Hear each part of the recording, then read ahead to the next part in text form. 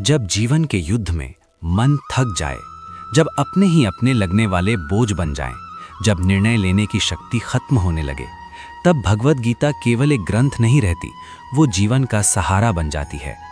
कुरुक्षेत्र के मैदान में खड़े अर्जुन की तरह हर मनुष्य के भीतर भी एक युद्ध चलता रहता है। कर्तव्य और मोह के बीच, भय और धर्म के बीच, प्रेम और सत्य के बीच। अर्जुन का विषाद हमारा ही प्रतिबिंब। अर्जुन कहता है, हे केशव, जिनके लिए ये राज्य, सुख और वैभव चाहिए, वही आज मेरे सामने शस्त्र उठाए खड़े हैं। इन्हें मारकर मैं कैसे सुखी रह सकता हूँ। ये केवल अर्जुन की पीड़ा नहीं है, ये हर उस इंसान की आवाज़ है जो अपनों से चोट खाता है, जो अपने ही रिश्तों के बीच टूट जाता है। जब अपने ही निर्णय गलत लगने लगें, तब श्री कृष्ण का वचन गूंजता है, क्लैब्यम मास्म गमः पार्था नई तत्त्वै युपपद्यते। हे अर्जुन, ये कायरता तुझे शोभा नहीं देती। ये पंक्ति कठोर नहीं बल्कि जगाने वाली है। श्री कृष्ण अर्जुन को नहीं डांटते, वे उसके भीतर सोई शक्ति को जगाते हैं। आत्मा का अमर सत्य, गीता की सबसे भावुक और गहरी सच्चाई। न जायते म्रियते वा कदाचित। आत्मा न जन्म लेती है न मरती है।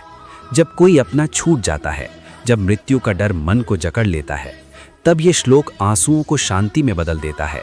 श्री कृष्ण कहते हैं, जिसे तुम मरता हुआ देख रहे हो वो तो केवल शरीर है, तुम्हारी आत्मा अमर है। ये समझ आते ही मन हल्का हो जाता है, क्योंकि तब हमें पता चलता है कि हम केवल ये शरीर नहीं हैं। कर्म का भावुक रहस्य। मनुष्य सबसे ज्यादा दुखी तब होता है जब वो फल की चिंता करता है। श्री कृष्ण कहते हैं, कर्मण्येवधिकारस्ते मां फलेषु कदाचन। तेरा अधिकार केवल कर्म पर है, फल पर नहीं। ये पंक्ति सुनने में साधारण लगती है, लेकिन इसके भीतर जीवन का सबसे बड़ा बोझ उतर जाता है। जो मेहनत के बाद भी असफल हो गया, जो प्रेम के बाद भी अकेला रह गया, उसके लिए ये वचन अमृत है। श्री कृष्ण कहते हैं, तू सही कर्म कर, परिणाम मुझे सौंप दे। मोह दुख की जड़। श्री कृष्ण स्पष्ट कहते हैं, ध्यानात् विषयान पुंसः संगतस्तेषु पज्यते। आसक्ति से मोह, मोह से क्रोध और क्रोध से विनाश होता है।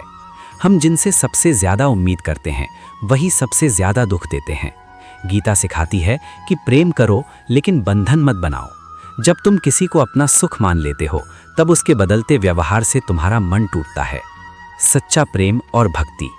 श्री कृष्ण कहते हैं, पत्रम पुष्पम फलम तोयम यो मे भक्त्या प्रयच्छति।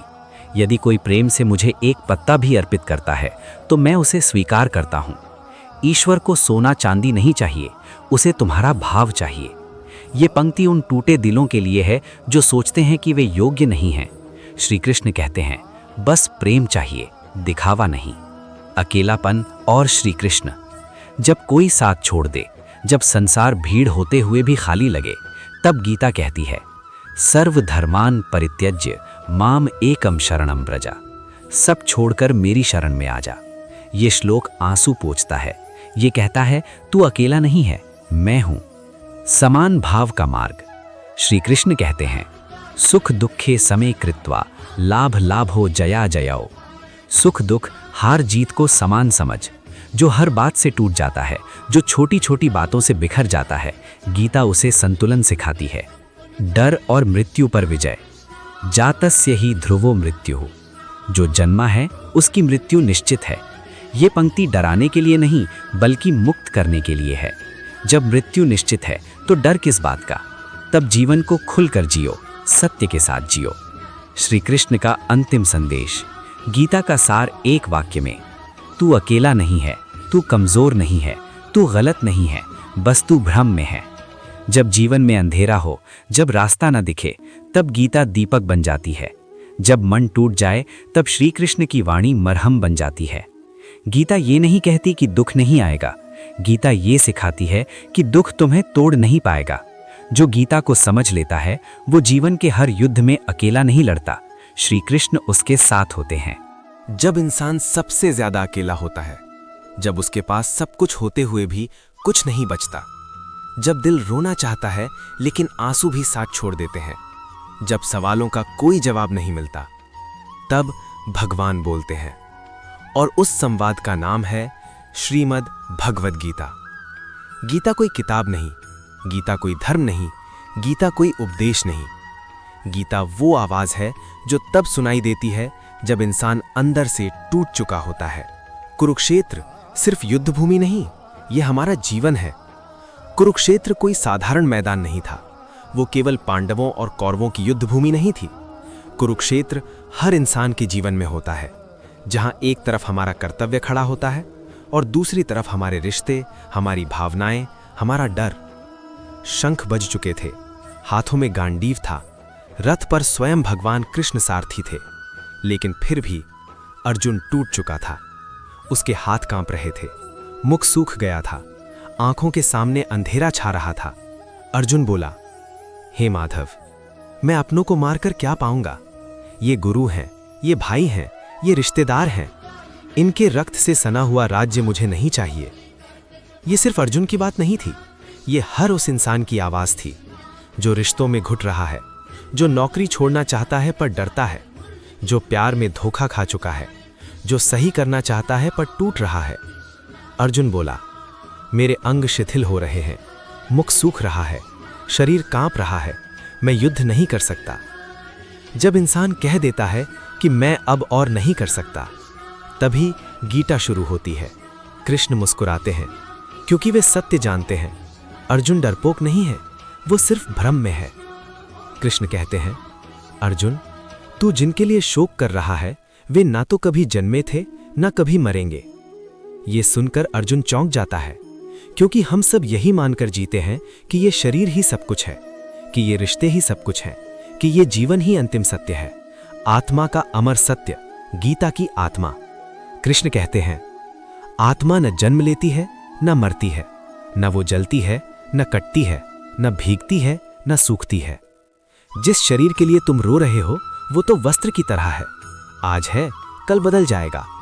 मृत्यु अंत नहीं है, मृत्यु परिवर्तन है। हम डरते क्यों हैं?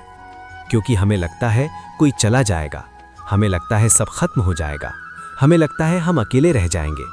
गीता कहती है, तू कभी अकेला था ही नहीं, तू सिर्फ भूल गया था कि तेरा सारथी स्वयं भगवान है। कर्म का रहस्य, सबसे बड़ा जीवन मंत्र। अर्जुन पूछता है, अगर आत्मा अमर है, अगर सब पहले से तय है, तो फिर कर्म क्यों? और यही कृष्ण वो वाक्य कहते हैं जो पूरी दुनिया को बदल देता है। कर्मण्येवाधिकारस्ते मा फलेषु कदाचन। अर्थ, तेरा अधिकार केवल कर्म पर है, फल पर नहीं। हम फल के गुलाम हैं। हम काम इसलिए नहीं करते क्योंकि वो सही है, हम काम इसलिए करते हैं क्योंकि हमें बदले में कुछ चाहिए। प्यार बदले में प्यार, मेहनत बदले में पहचान, ईमानदारी बदले में प्रशंसा। गीता कहती है, फल की अपेक्षा ही दुख की जड़ है। सच्चा योगी कौन है? कृष्ण कहते हैं, जो सुख में न फूले और दुख में न टूटे, वही सच्चा योगी है। आज जरा सी तारीफ मिल जाए तो हम उड़ने लगते हैं, और जरा सी आलोचना मिल जाए तो टूट जाते हैं। संतुलन ही सबसे बड़ी शक्ति है। मन सबसे बड़ा मित्र और शत्रु। अर्जुन कहता है, हे कृष्ण, ये मन बहुत चंचल है, इसे वश में करना कठिन है।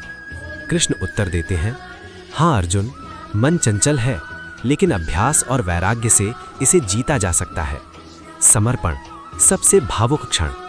कृष्ण कहते हैं, जो मुझे समर्पित हो जाता है मैं उसकी चिंता स्वयं करता हूं।